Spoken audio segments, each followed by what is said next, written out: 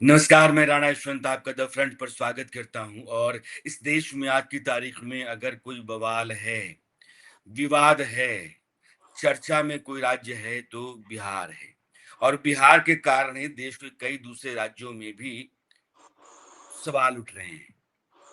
और यह जो बुनियादी कारण है, वो वोटर लिस्ट तैयार हुई है बिहार में, उसको लेकर के है। जो ड्राफ्ट वोटर लिस्ट है, जिसमें बदलाव किए जा सकते हैं, फाइनल वोटर लिस्ट नहीं है। लेकिन जिस तरीके से अब सवाल उठ रहे हैं कि भाई एक ही पते पर इतने लोग कहाँ से आ गए?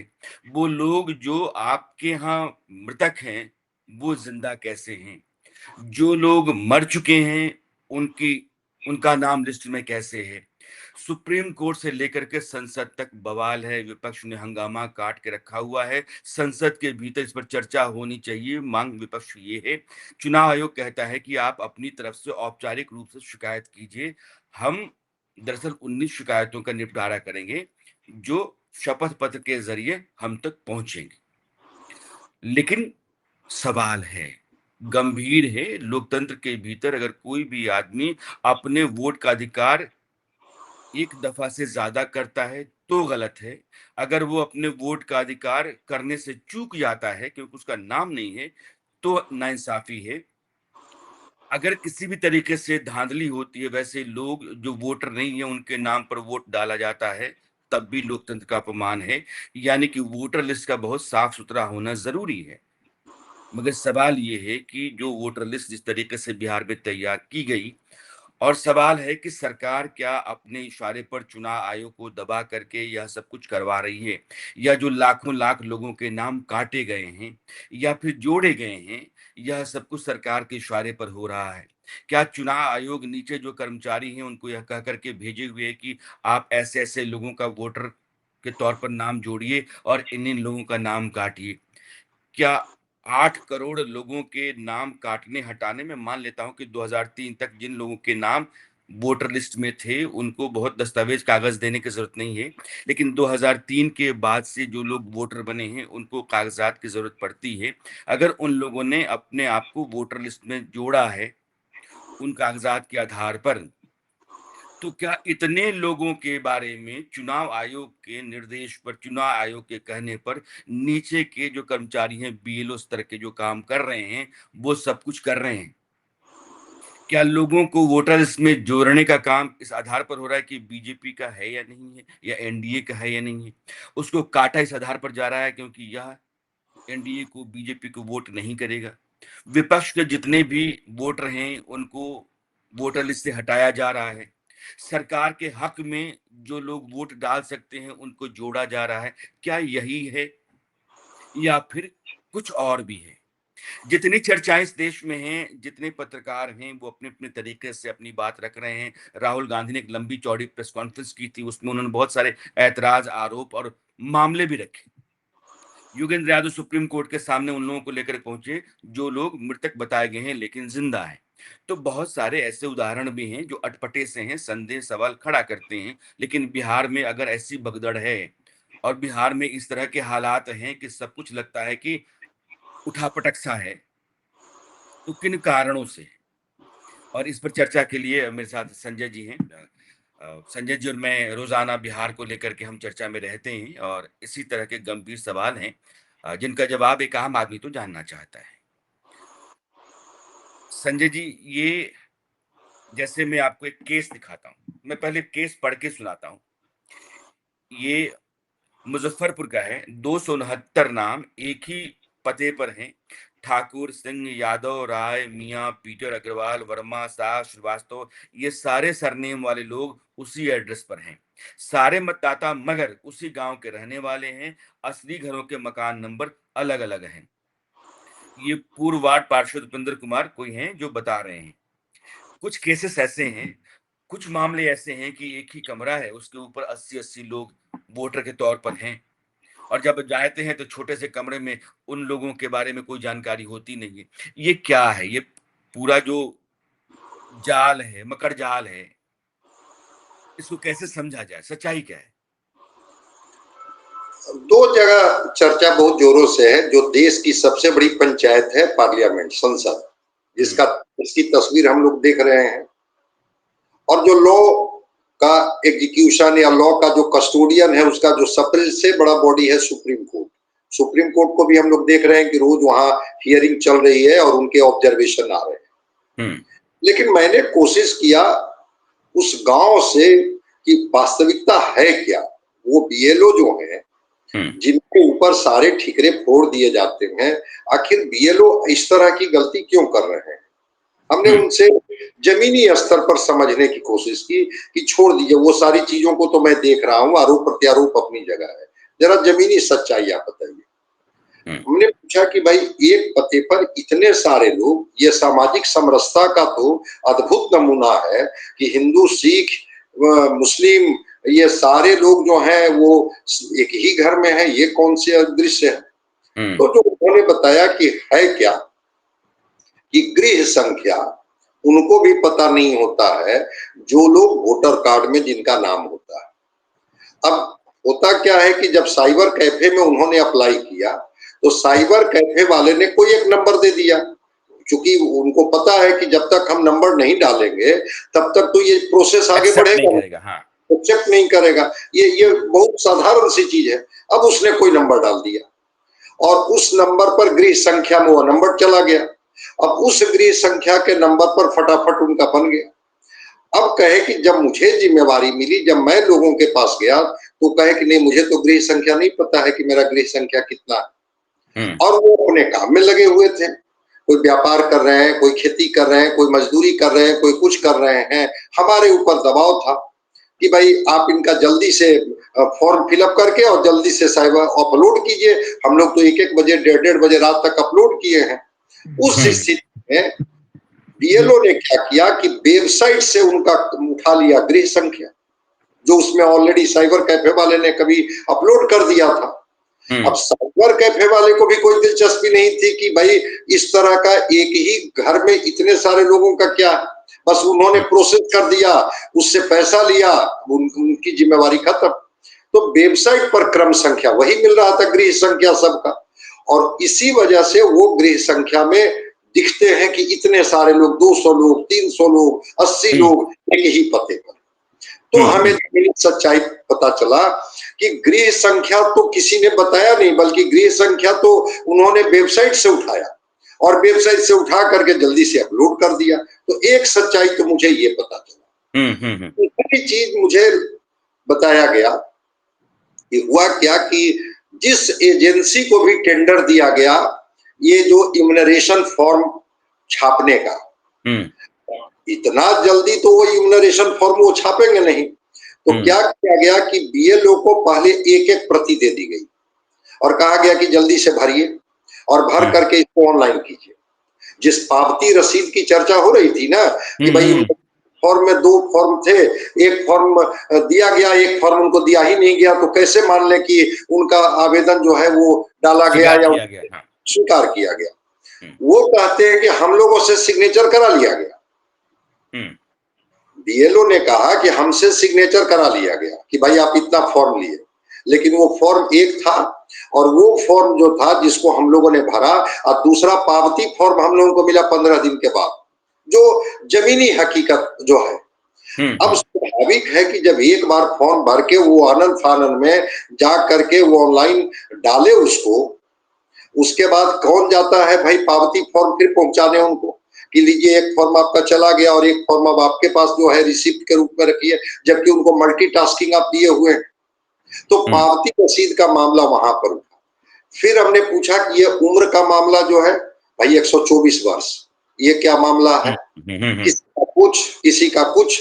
तो उम्र वाले में भी उन्होंने कहा कि बहुत सारे लोग ऐसे मिले जो अभी भी बिहार में इलिटरेट है, जिनके पास जो भी उम्र को भी डाल दिया गया था 2003 से पहले वाले जो वोटर थे। अब जो भी एक केस मैं आपको सुनाना चाहता हूं, क्योंकि ये चर्चा में रहा है। पार्लियामेंट के भीतर टी शर्ट पहन के जितने अपोजिशन के पार्लियामेंटेरियंस हैं, मिंता देवी की फोटो डाल करके और वो प्रोटेस्ट कर रहे थे। मिंता देवी सिवान धरौंदा की हैं और उन्होंने कहा कि हमने 1990 अपना डेट ऑफ बर्थ लिखवाया था जब मैं मायके में थी, ससुराल में आई तो मैंने अपना डेट ऑफ बर्थ मतलब अपना एड्रेस चेंज कराने के लिए अप्लाई किया, लेकिन 1990 की जगह वो 1900 हो गया। तो वो जो एरर था, वो 124 साल उनको बना गया। 124 साल का मामला संसद में यहाँ तक आ गया और बवाल हो गया कि देखिए इस तरीके से फर्जीवाड़ा हो रहा है। मुझे लग रहा है कि आप जो कह रहे हैं, वो व्यवस्थागत खामियाँ ज़्यादा हैं, लापरवाहियाँ, निकम्मापन, निठल्लापन ज़्यादा है कि चलो भैया अब इतनी जल्दी-जल्दी करना है तो भरो जल्दी और भर करके लोगों का नाम दे दो। तो कुछ केसेस तो मैं आपको सुनाना चाहता हूँ, जैसे कि जो स्टोरी मैं आपको अभी डिस्कस कर रहा था, उसमें एक साहब हैं, वो कह रहे हैं कि हमारे पूरे परिवार का नाम भी मकान नंबर 27 के नीचे है, लेकिन असल में हमारा मकान नंबर कुछ और है। मुश्ताक मियाँ हैं, वो कह रहे हैं कि मेरा घर यहाँ से आधा किलोमीटर दूर है, लेकिन मकान नंबर 27 लिख दिया गया। यानी कि 27 नंबर मकान पर ओम प्रकाश भी हैं और 27 नंबर मकान पर मुश्ताक मियाँ भी हैं। तो एक आदमी जो भर रहा है, उसने एक मकान डाला, आप सही कह रहे हैं कि जहाँ कहीं भी वो गया होगा और जिस शॉप पर गया कि भरी भरो, तो उसने 27 नंबर डाला, 27 नंबर पर जितने भी लोग आते गए, वो डालता चला गया। बिल्कुल तो सर, बिल्कुल। यह तो मुझे लगता है कि एक बड़ी गलती है। और चूँकि आप कह रहे हैं कि रिसीविंग कहाँ मिला? तो जब आपने फॉर्म भरने के लिए एक बार बंडल दिया और रिसीविंग का जो दूसरा हिस्सा था वो 15 दिन बाद दिया, तो ज़ाहिर है कि 15 दिन बाद दोबारा जाकर के रिसीविंग तो वो देगा नहीं, तो वो रह गया कि रिसीविंग आपको नहीं मिला। यह जिस तरीके से आप कह रहे हैं कि एक ही जगह बैठ करके और उसने भर दिया तो अपना मतलब काम पूरा कर दिया, कोरम पूरा कर दिया कि लो भैया हमारे मत्थे पर जो बोझा था हमने उठा करके तुम्हारे यहाँ फेंक दिया। 1-2 सवाल और आ जाता है लेकिन कि वैसे कहाँ से लोग आ गए जो डेड हैं, जो मरे हुए हैं और वो वोटर लिस्ट में हैं या फिर जो ज़िंदा हैं, वो वोटर लिस्ट में मरे हुए हैं? हाँ, देखिए सर, जो मरे हुए हैं वो वोटर लिस्ट में है, उसके पीछे का तो जो कारण है कि किसी भी व्यक्ति के परिवार में कोई व्यक्ति की मौत हो जाती है, तो अभी भी इतने डेमोक्रेसी के मैच्योर्ड होने के बाद अवेयरनेस नहीं आया है कि हुँ, वो जाते हैं और बताते हैं कि भाई मेरे पिताजी का, मेरे परिवार में इनकी मौत हो गई है और इनको अब वोटर लिस्ट से नाम हटा दीजिए। वो हुँ, कैरी हुँ, फॉरवर्ड होते रहता है। मृत व्यक्तियों का जो नाम दिखता है वो कैरी फॉरवर्ड होते रहता है। उसमें अब बीएलओ को आपने एक टास्क दिया कि भाई जल्दी से फॉर्म भरिए, उसकी हुँ, एनर्जी लगी हुई है कि जो लोग हैं पहले उनका तो फॉर्म हम भरें। मृत हुँ, का हुँ, नाम हटाने और जोड़ने का पार्ट से हम ज्यादा हमारे लिए जिम्मेवारी बनती है कि वैसे लोगों का नाम जोड़े जो भी हैं। हुँ, तो हुँ, एक तो वो हुआ कि जो मृत लोग थे उनका नाम कैरी फॉरवर्ड होते रहा और जब वोटर लिस्ट आया तो फिर लोगों ने बताया, जब चीजें थोड़ी हुँ, ट्रांसपेरेंट हुई कि भाई इनको तो मैं जानता हूं, इनको तो मृत्यु हो हुँ, गई है, वोटर लिस्ट में कैसे हैं। तो वहां पर जो चेक, चूंकि 3 लेवल पर वहां पर हो रहा था, एक बीएलओ के लेवल पर, एक हुँ, ब्लॉक के लेवल पर और एक जो डीएम होते हैं जिसको कि ये डिस्ट्रिक्ट लेवल पर जो इलेक्शन वो ऑफिसर्स होते हैं।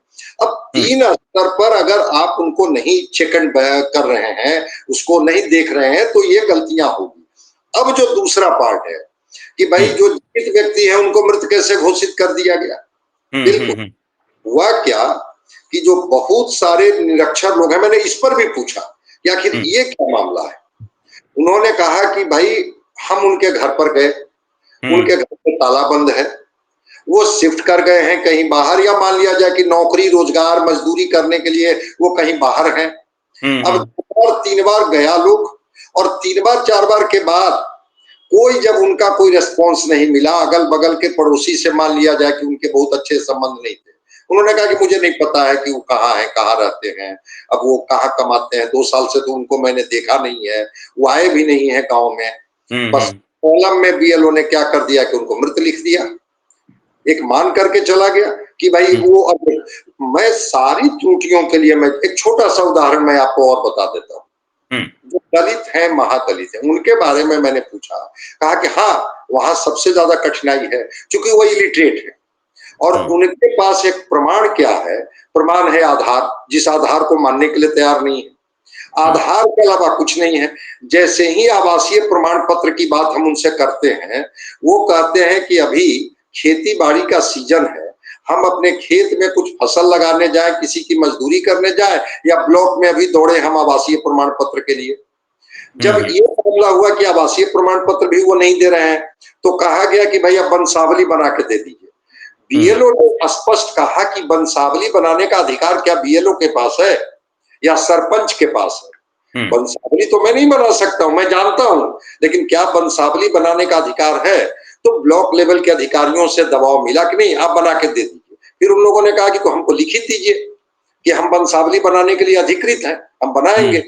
तो हुआ क्या, जो मैं पूरी बात को जो समझने की कोशिश किया, उसमें जो बात निकल के आई कि किसी भी तरह से इस टारगेट को पूरा करने के लिए आनंद आनंद में सारी प्रक्रिया की गई, जिसमें जो अधिकारी थे उन अधिकारियों ने अपनी जिम्मेवारी से बचने के लिए बीएलओ के ऊपर सारा जिम्मेवारी दे दिया।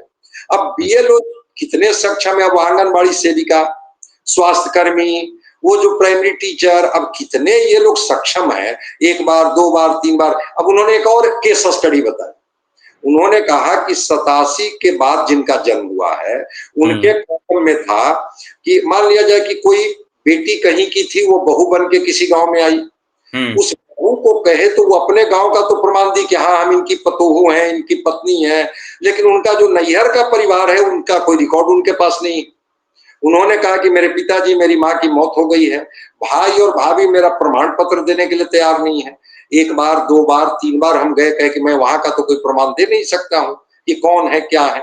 तो कई तरह की चीजें जो बीएलओ के मत्थे पर थोप दिया गया, और प्रेशर था, जितना जल्दी फॉर्म भर के लाइए, जो भी मिले उस कॉलम को पूरा कीजिए और इसको फटाफट लोड कीजिए। अब वो लोड करने के प्रोसेस में केवल और केवल त्रुटियां हुई, जो आपने शुरू में कहा कि उनके इंटेंट पर सवाल नहीं उठाया जा सकता है, इम्प्लीमेंटेशन पर सवाल उठाया, इम्प्लीमेंटेशन का सवाल है। हाँ जी।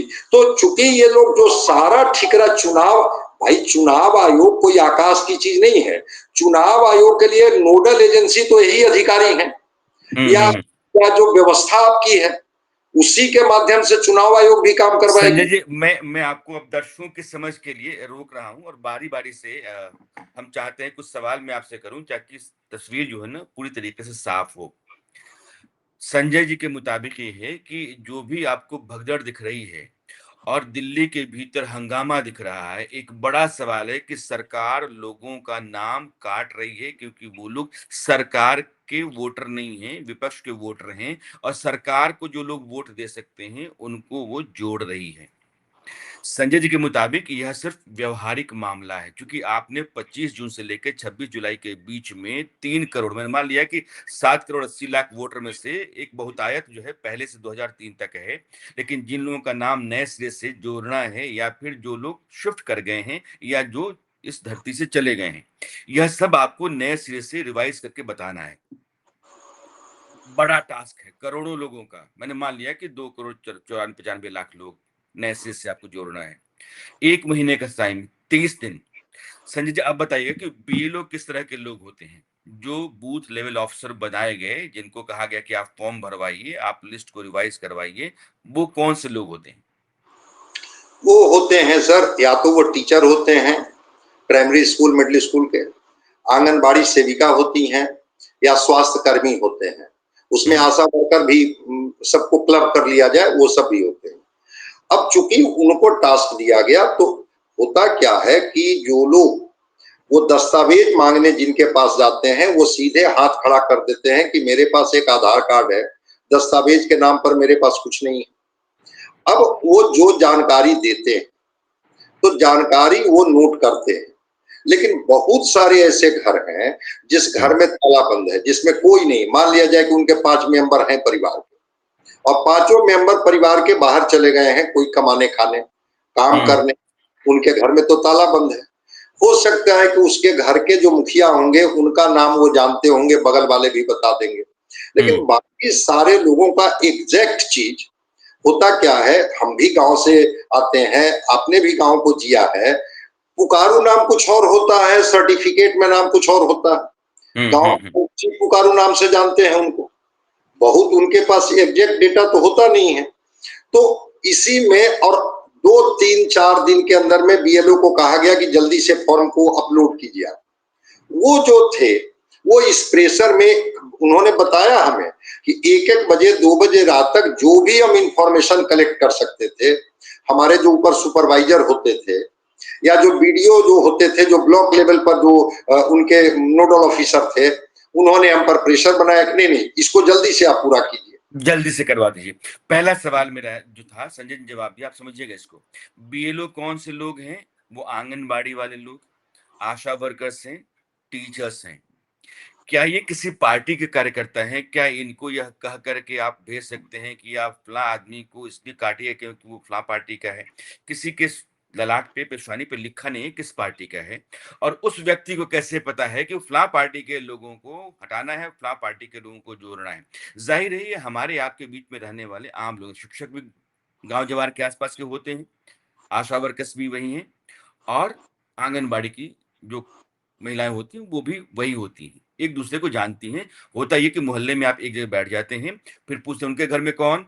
तो 5 आदमी यहाँ रहता है। अच्छा 3 लोग बाहर चले गए? हाँ, 5 आदमी का नाम, घर का नंबर कुछ भी डाल दिया।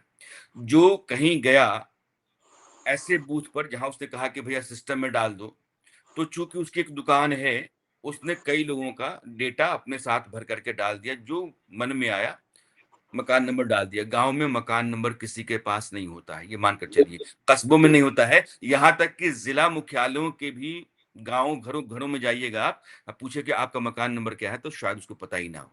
अच्छा। जब आप आवासीय प्रमाण पत्र को आधार बना देंगे, वोटर आईडी को रिवाइज़ करने का, आप मतदाता सूची में हैं या नहीं हैं, इसको ठीक करने के लिए तो इतना मुश्किल काम है कि ज़ाहिर है संजय जो कह रहे हैं कि गाँव देहात के कमज़ोर तबके के लोग जो दिन-रात मज़दूरी करके अपना घर चलाते हैं, वो जाएँगे ब्लॉक में दौड़ के कि भैया हमारा आवासीय प्रमाण पत्र दो क्योंकि हमको वोटर आई लिस्ट में अपना नाम चेंज कराना है। नहीं संभव है। तो व्यावहारिक दिक्कत है, पहला। दूसरा ये है कि आप व्यवस्थागत दिक्कत है। आपने एक लिस्ट दी, आपने पर्ची दी कि इस पर ये फॉर्म भरिए और आपने उसकी पावती को बाद में दिया, ये व्यवस्थागत दिक्कत है। तीसरा समय का संकट और आपके पास ह्यूमन रिसोर्स। आपने 30 दिनों का समय दिया और कहा कि 8 करोड़ लोगों का एसआईआर कर दो। कहाँ से कोई कर देगा? और वो भी आप कह रहे हैं कि इसका डिजिटल वर्ज़न तैयार करो। अगर चुनाव आयोग आज की तारीख में सॉफ्ट कॉपी नहीं दे रहा है, इसलिए नहीं कि इंटेंट का सवाल है। इसलिए कि उसने इम्प्लीमेंटेशन गलत तरीके से किया है और उसमें ऐसी भगदड़ मचेगी। अरे फलाँ घर पर जो है ना 240 लोग आ गए, फलाँ घर पे 320 लोग आ गए, फलाँ आदमी मर गया उसका भी नाम है, फलाँ आदमी तो ज़िंदा है और वो मरा हुआ दिखाई जा रहा है। ये कई तरह के केसेस आपको मिलेंगे। इसलिए इन दोषों से यह एसआईआर मुक्त नहीं है। लेकिन ये दोष हैं, ये कहीं से भी साजिश का नतीजा नहीं है। संजय जी कमोबेश यही कह रहे हैं कि बिल्कुल। इसमें इतनी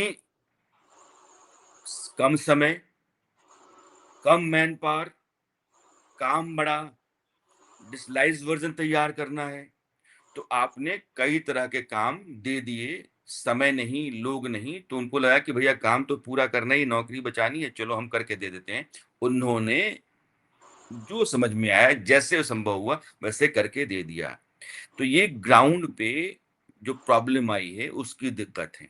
संजय जी अब आगे, एक तो आपने बताया कि बीएलओ के कौन से लोग होते हैं, जाहिर है कि बीएलओ के जरिए आप पार्टी वाइज समाज को पहचान करके वोटर के तौर पर डालने का काम नहीं कर सकते, संभव ही नहीं है।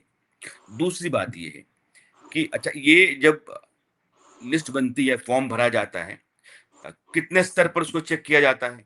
फाइनल लिस्ट कैसे तैयार होती है? जैसे ये ड्राफ्ट लिस्ट आई, वोटर लिस्ट आई है, कैसे तैयार हुई? नहीं देखिए वो तो जैसे मान लिया जाए कि अगर इसको अपलोड किया गया तो ब्लॉक लेवल पर और डिस्ट्रिक्ट लेवल पर इसकी जांच की जाती है और अभी तो ड्राफ्ट आया है। तो हुँ, ड्राफ्ट आया है तो पहली बार बिहार में इस बार 1,60,000 डीएलए बूथ लेवल एजेंट जो पॉलिटिकल पार्टी के पार्टीज़ के होते हैं। रिप्रेजेंटेटिव होते हैं हुँ, हुँ, उनको भी चुनाव आयोग ने एक तरह से समझिए कि एक अधिकार दिया कि नहीं आप उसमें उनके साथ रह सकते हैं जिनको बीएलओ 1 या बीएलओ 2 करके बताया गया। हुँ, बीएलओ तो हो गए वो और ये बीएलए ये है। अब ये बीएलओ को कहा गया कि अगर बीएलओ ने कोई गलती की या उन्होंने किसी का नाम गलत चढ़ा दिया या किसी का नाम छोड़ दिया, छोड़ दीजिए वो किस पार्टी को वो मत देंगे नहीं देंगे, वो मतदाता तो पहले बने। हुँ। तो वो अलग अलग पार्टियों के अलग अलग बीएलए हैं। शनिवार तक की जो मेरी जानकारी है किसी बीएलए ने कोई आपत्ति दर्ज नहीं की थी। संजय जी यहाँ 1 मिनट, 1 मिनट। दूसरी बात जो संजय जी कह रहे हैं वो मैं साफ करता हूँ। एक तो आपने समझ लिया कि बीएलओ जो चुनाव आयोग ने अपनी तरफ से अलग-अलग महकमों में काम करने वाले लोगों को या जिनको मानदेय दिया जाता है, उनको लगा रखा है। बीएलए यानी कि बूथ लेवल एजेंट्स, ये पॉलिटिकल पार्टी के कार्यकर्ता होते हैं जो उस बीएलओ के पास बैठकर देखते हैं कि ये जो लिस्ट बना रहे हैं ये सही है या नहीं है। और संजय जी के मुताबिक शनिवार तक पूरे बिहार में से किसी भी पार्टी के किसी भी इस तरह के बीएलए ने कोई शिकायत अपनी तरफ से दर्ज नहीं कराई है।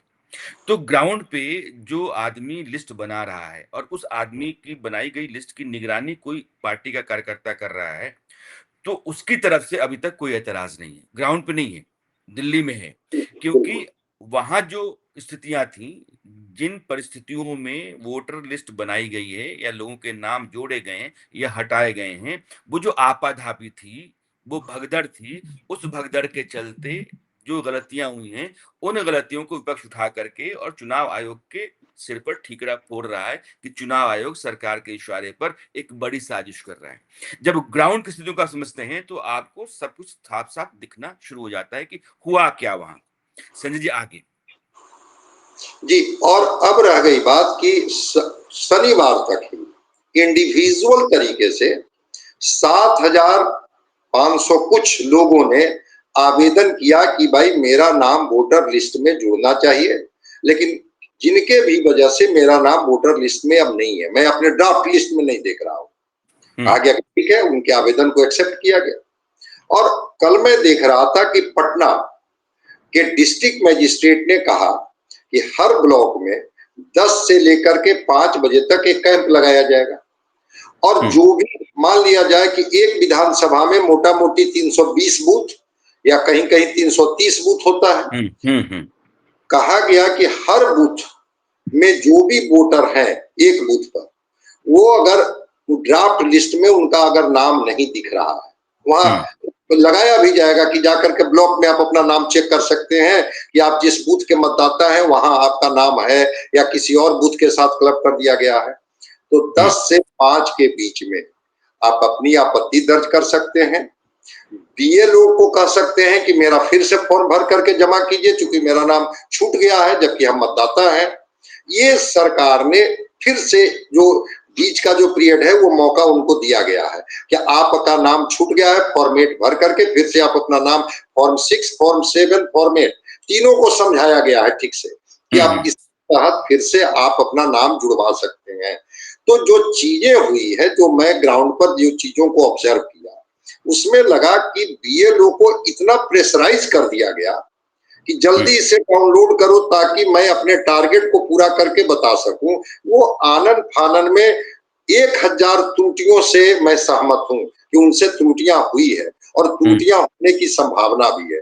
और इस बात को चुनाव आयोग ने भी कहा कि हाँ, हुँ, अगर इस तरह के एक्सरसाइज होते हैं तो मानवीय भूल से इनकार नहीं किया जा सकता है। इसी त्रुटि को सुधारने के लिए तो हम इसको कर रहे हैं कि हुँ, ताकि त्रुटि को दूर किया जा सके। तो जो बीएलए है, जब अलग अलग पार्टियों के हैं जो स्थानीय लोगों को जानते हैं, अगर उनको हुँ। पता है ये हमारे वोटर है और हमारे वोटर का ही नाम बीएलओ ने छोड़ दिया है, भाई ये आप क्यों यही नहीं दिक्कत क्या आई हुई पता? संजय जी कह रहे हैं। संजय जी चूँकि जो समय हमने तय किया था आपको छोड़ने का वो हो गया है। तो इसलिए मैं इस बातचीत को यहाँ रोकूँगा, लेकिन बहुत बुनियादी तौर पे 3 बातें आप समझिए। एक बड़ी आबादी के लिए वोटर लिस्ट को रिवाइज़ करने का काम शुरू किया गया। उस काम को पूरा करने के लिए आपने 30 दिनों का समय तय किया। करोड़ों लोगों के वोटर लिस्ट को रिवाइज़ करके नए सिरे से तैयार करने के लिए जो समय चाहिए वो नहीं मिला। जो मैन पावर चाहिए, जितना दक्ष एफिशिएंट मैन पावर चाहिए, वो भी नहीं था। बीएलओ और बीएलए दोनों वहाँ थे, तो ये मानवीय गलतियाँ हैं, त्रुटियाँ हैं, उनकी संख्या बेहिसाब हो सकती है, लेकिन इसके पीछे कोई बड़ी साजिश नहीं और ना ही चुनाव आयोग इस तरीके से किसी बड़े सवाल या गंभीर सवालों को घेरे में लाया जा सकता है। हाँ, ज़मीन पर जो गलतियाँ हैं, वो बेहिसाब हैं, उनको ठीक किया जाना चाहिए। एक मज़बूत स्वस्थ स्वस्थ लोकतंत्र के लिए वोटर की पहचान और उसके वोट देने के अधिकार को सुनिश्चित करना चुनाव आयोग का काम है और यह सुनिश्चित हर लिहाज से हो, संविधान के दायरे में उसकी मर्यादा रखी जाए, यह देखने का अधिकार सुप्रीम कोर्ट के पास भी है।